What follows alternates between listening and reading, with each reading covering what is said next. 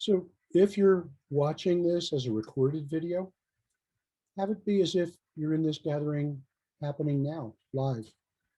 And, you know, chances are we've all had a full week, often moving fast. Um, and now it's a special time away from everything else in our usual days. So like a sanctuary. And here we have each other in this group. I sometimes think of it as a shelter from the storm.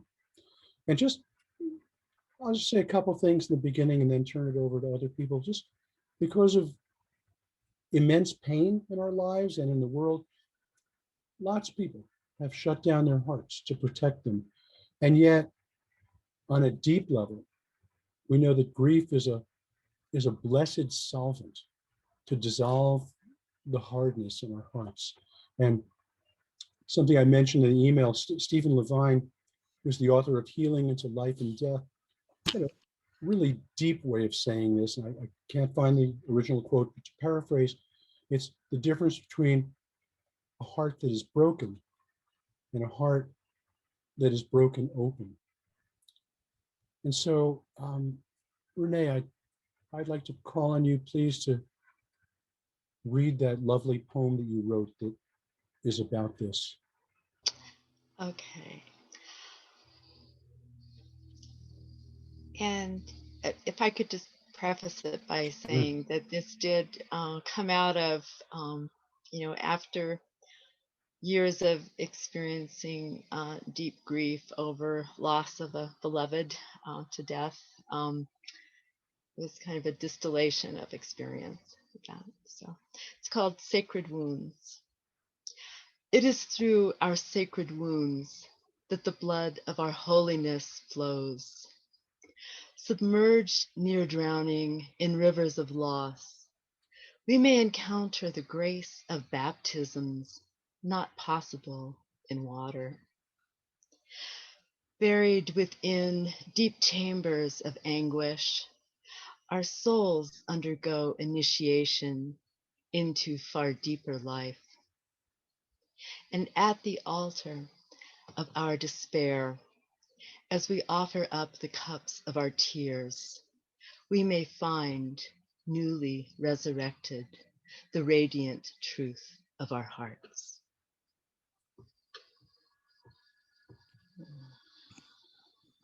Thank you. Thank you. So I'll just say a little bit more and then turn it over to everybody. Just, with everything that's going on in the world, whether it's the mass shooting or COVID or politics or whatever, on everybody's mind, it's like, well, is this just going to be a breakdown, or could it also lead to a breakthrough? And if we are to move through to a breakthrough, certainly there's our actions, there's our efforts, but it'll also come from people raising their level of consciousness. And one element of that is to open the feeling in our hearts. As Leonard Cohen wonderfully put it, there's a crack in everything. That's how the light gets in. And so in our gathering today, may we all soften and open our hearts. And some people, I just like to clarify something. Maybe it's already obvious to you who are watching this, but it was important for me.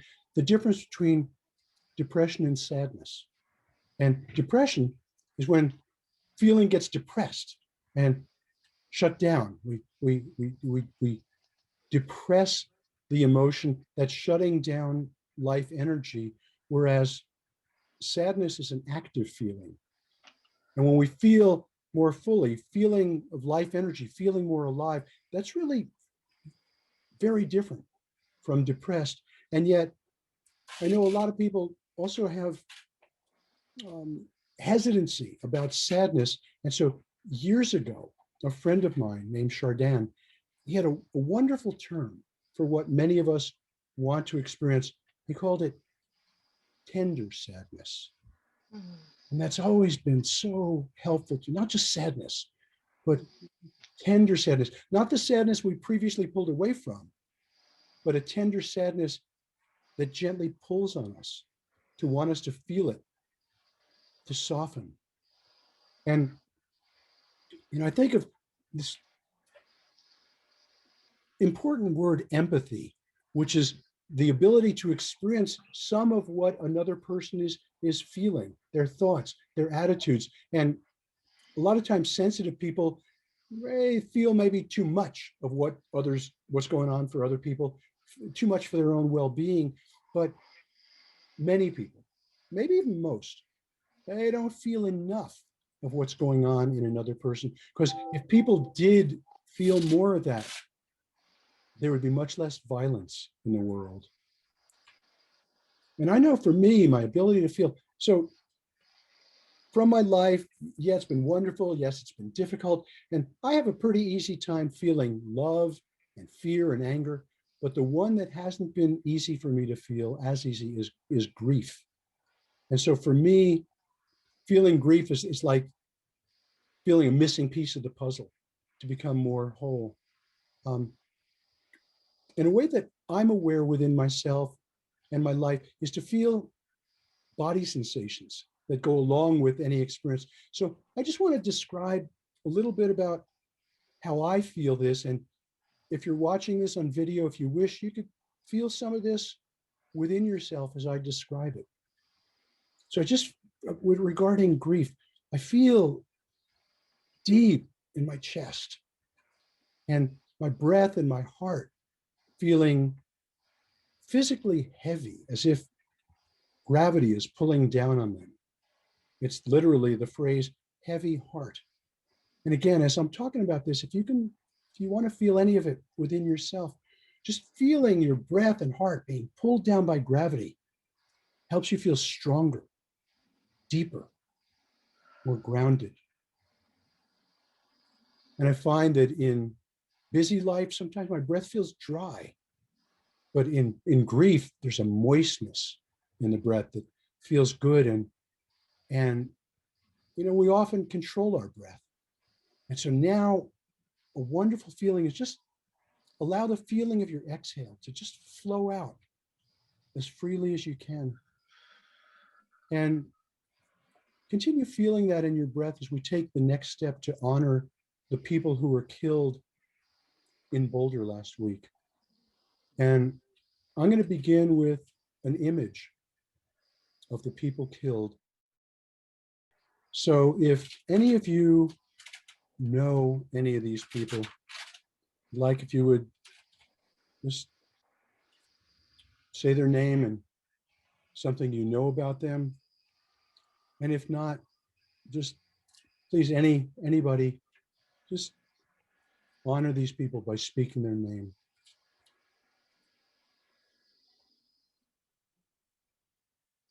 Judy Waters, Trelana Bartoliak, Suzanne Fountain. You could speak out loud enough for all of us to hear.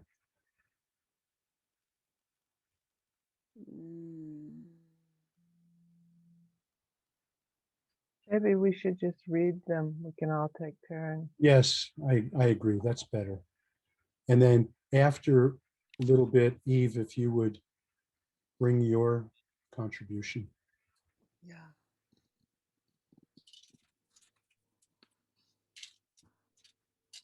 I'll start.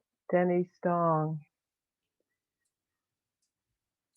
Nevin Stanisic, Stanisic, I Stanisic, think. Ricky Olds.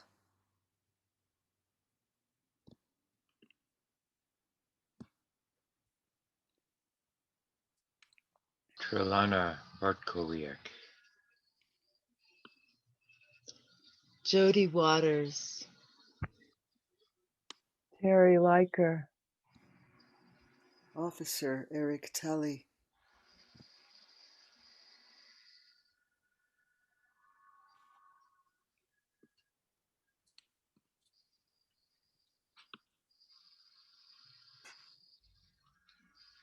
Kevin Mahoney.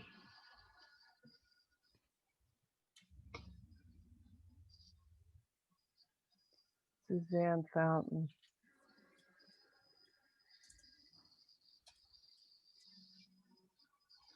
Lynn Murray. Eve, please, you speak. I'm going to be chanting a prayer that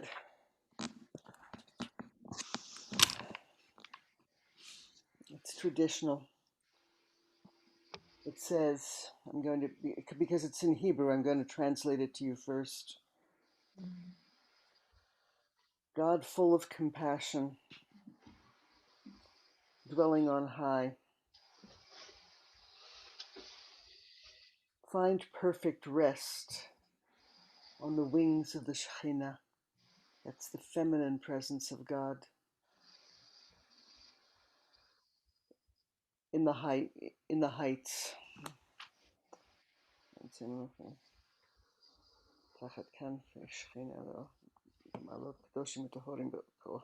You know what? One moment, I'm going to need also a magnifying glass.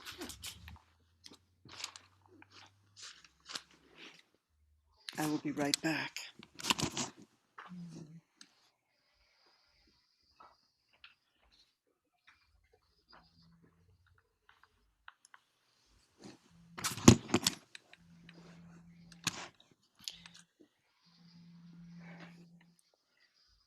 I've said this prayer so many times in these last years that I do know it by heart, except when I need to recite it again. And then I need help. So the thing I want to tell you is it also says, because we will give into charity for the sake of the memory of their souls. May their place be in Gan Eden. May their place be in a heavenly place. And may they rest in peace where they are. That means it commits all of us to do that. Reb Zalman used to remind me, if you say that, because we're going to be giving good into the world in their memory, we ask of you that you do this for them. We commit ourselves to do that. So do I have your consent to commit us to that? Yes. Yes. Yes. Yes. And for me as well.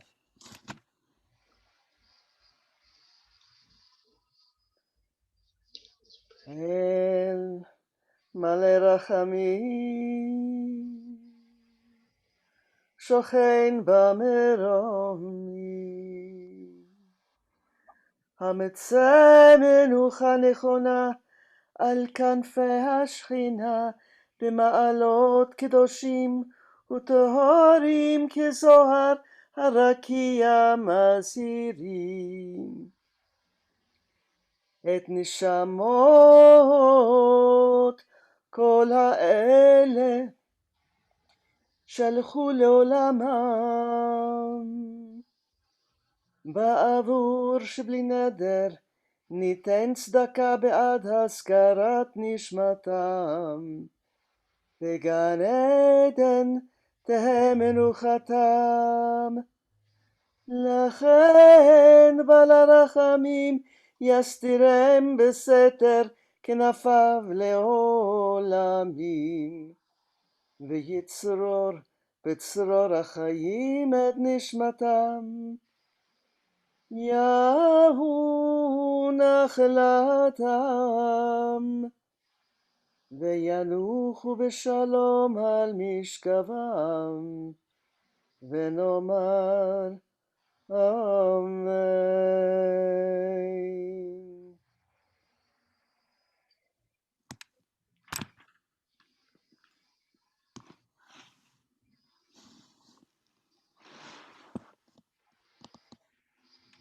Thank you.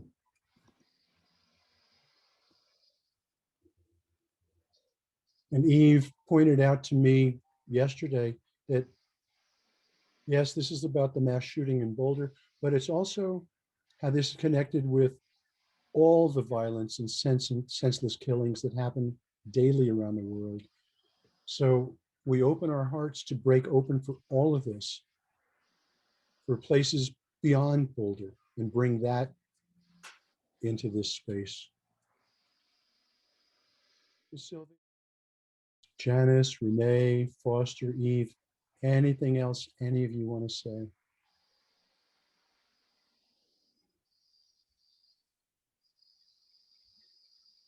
The heart hurts.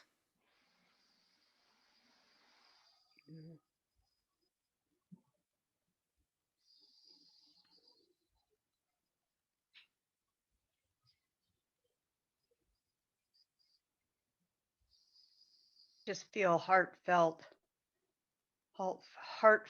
feelings going out to each of them and on their journey in this next world for them, and the heartfelt feelings to all their families too. I just feel that and just want to express that deep feeling.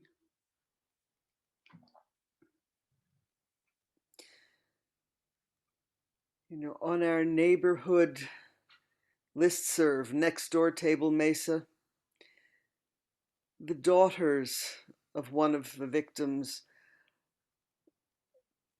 are saying, did anybody know our wonderful mother, Lynn Murray? Please write here what your exchanges were with her. So they're getting stories of their mother from everybody else. And you just read this and cry. That's beautiful. I wish my next door had it. I'll have to look for it. If it doesn't, you can put it there. Yeah.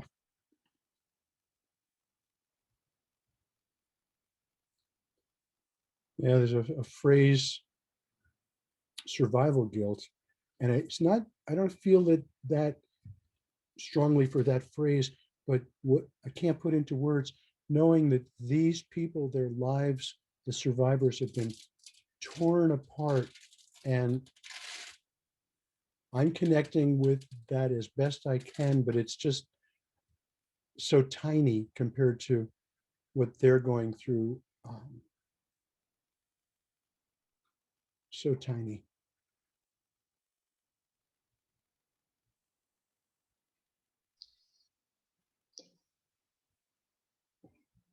My initial experience after I heard about all the deaths was, I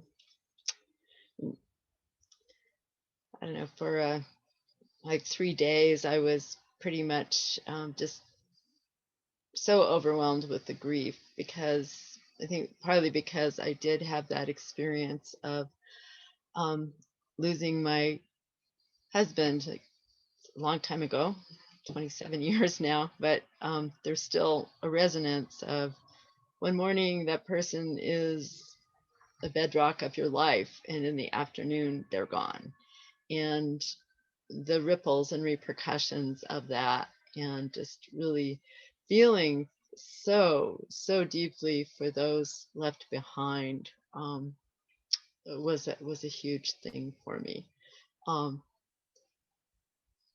and I, through various processes and groups, I did come to more of a place of peace in my heart. So at this point in time, my heart feels open and soft towards it. I'm not feeling that level of ongoing grief, although at moments, if like when I read Lynn Murray's daughter's stories, or um, thinking about these people, tears will arise. But it's not an ongoing grief. But my heart feels open towards it, and I've made some donations to help, and I got more information about the brain spotting services available, and reached out to a couple of people through Nextdoor and shared that, etc. And yeah, so I'm trying to also, moving into that compassionate action, and support that way. And I did visit the I didn't visit the Table Mesa Memorial Flower Wall, but I did go to Officer Talley's car and left flowers, and that was very moving, just to participate in that community grieving and honoring. And I felt like I was honoring everyone involved at that point. And as time goes on, sort of like the ripples, it's like the initial grief was so much for the survivors, and then moving into really, thinking of those, who did lose their lives, and memorizing their names and including that in my prayers and sending blessings for their, for their onward journey, and compassion for the people who witnessed it and the neighborhood. It's so huge. It's really huge. And then it's interesting to me how being in our community, it did impact me so much more deeply than so many other things that I hear about going on in the world. But it did put me more, I think, more feelingly in touch with these other things than I have been before. And just so aware of need for deep healing and compassion in our world. So.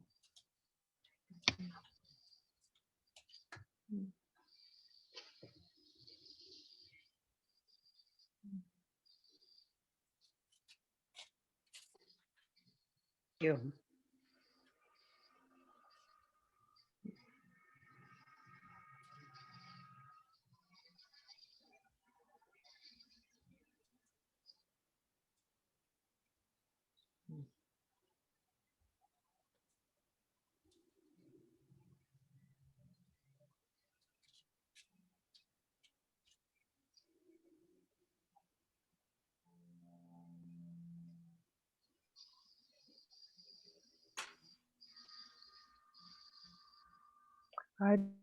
I'd like to mention that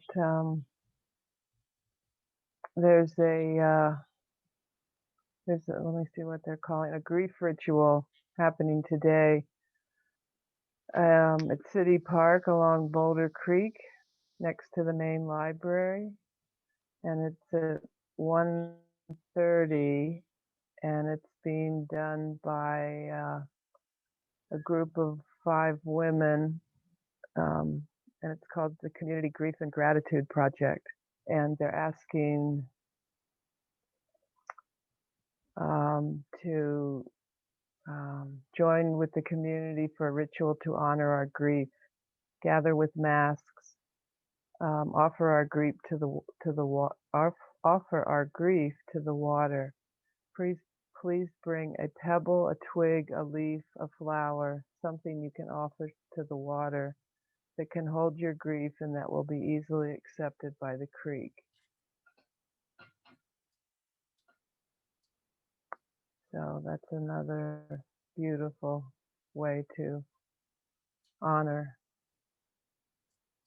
the people and their families and the grief that the community is going through. Thank you. Thank you. One of the ways I feel like an ongoing honoring of these people, like I said earlier, it's been easy for me in my life to feel other emotions. Grief has been not so easy. And just in this last 10 days or so, just thinking of them, thinking of what happened, I just kind of feel pulled into feeling that grief in my heart some more, pulled out kind of beneath the busyness and fastness of life. And so when I think of them and then sink into that, I'm very grateful to them for that ongoing gift that they're giving me through their sacrifice. Mm. Mm. Yeah.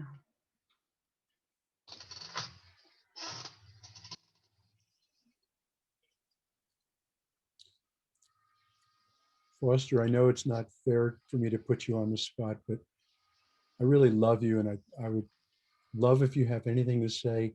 And if you say, no, I don't want, I love that too. Thank you.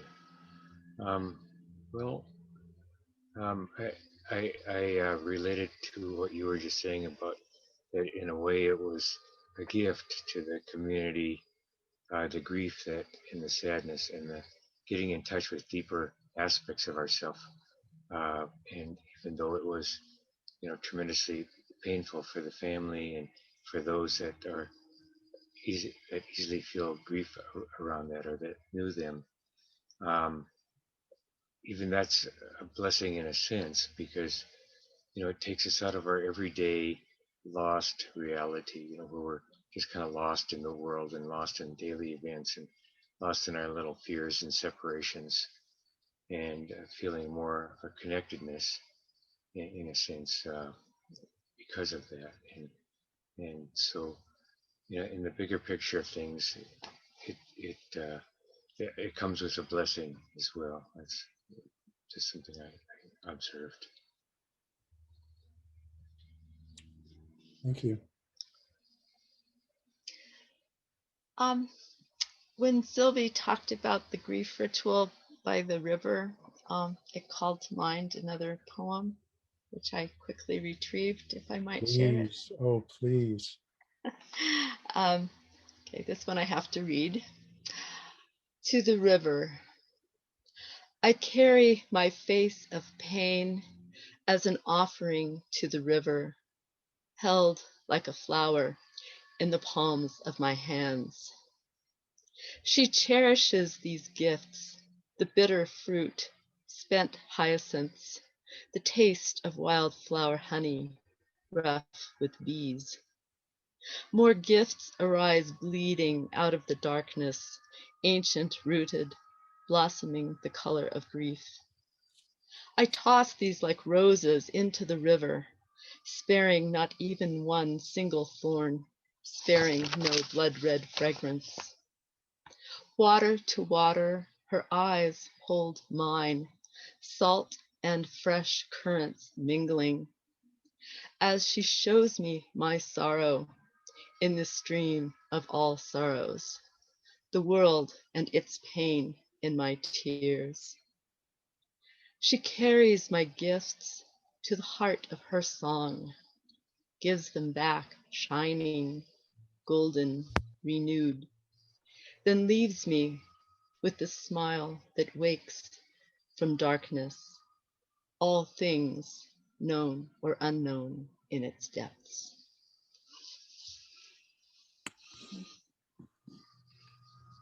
Thank you.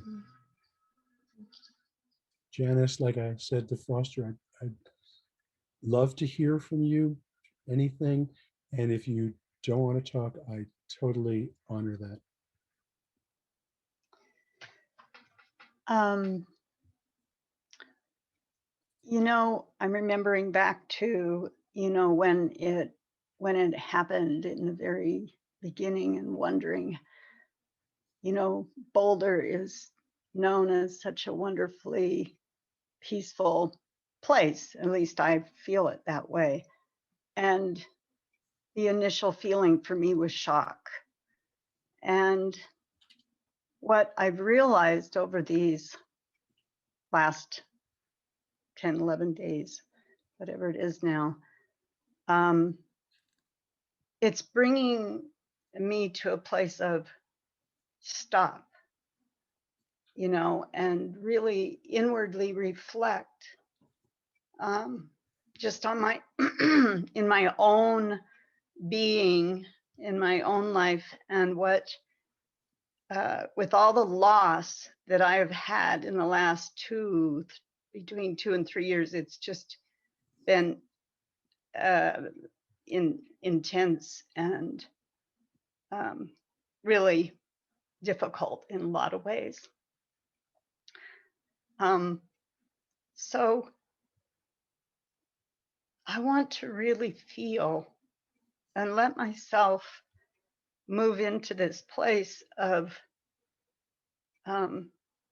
moving gently through this, honoring and blessing all of these individuals.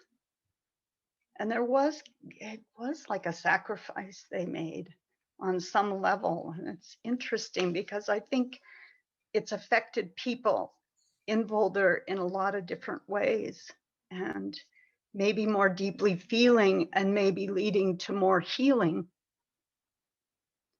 And that's what I ask in my life too. And for all of our friends and all beings, for peace and healing.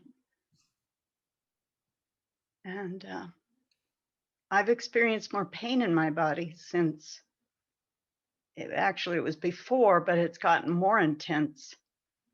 And so I'm paying attention to that. And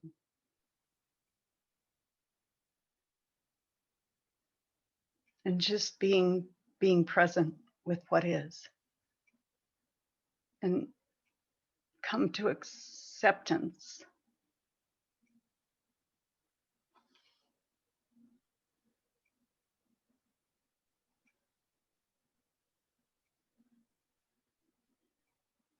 Thank you. Anybody else want to say anything as we come towards a close?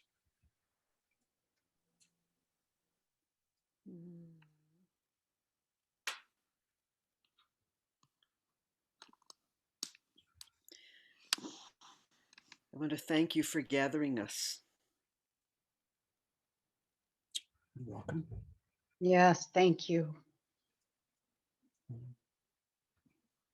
Thank all you welcome. for Thanks for joining. all of us being here. I feel like my life is richer just because of the last 45 minutes, and that will last through the day. And any of you, just watching this afterwards, just the value of slowing down the busyness, feel deep in your chest, feel in your heart more. Because it's obvious that if we all do that, if everybody did that some more, the world would be a much better place. We'd be kinder towards each other. Yes. So just in closing, I want to do another screen share of, this is something I showed at the last gathering. It's from, I believe, a week ago today, somebody who was at the fence with all the flowers and the remembering took this photo, and Oh, Wow. sure looks to me like an angel over Boulder. Yeah.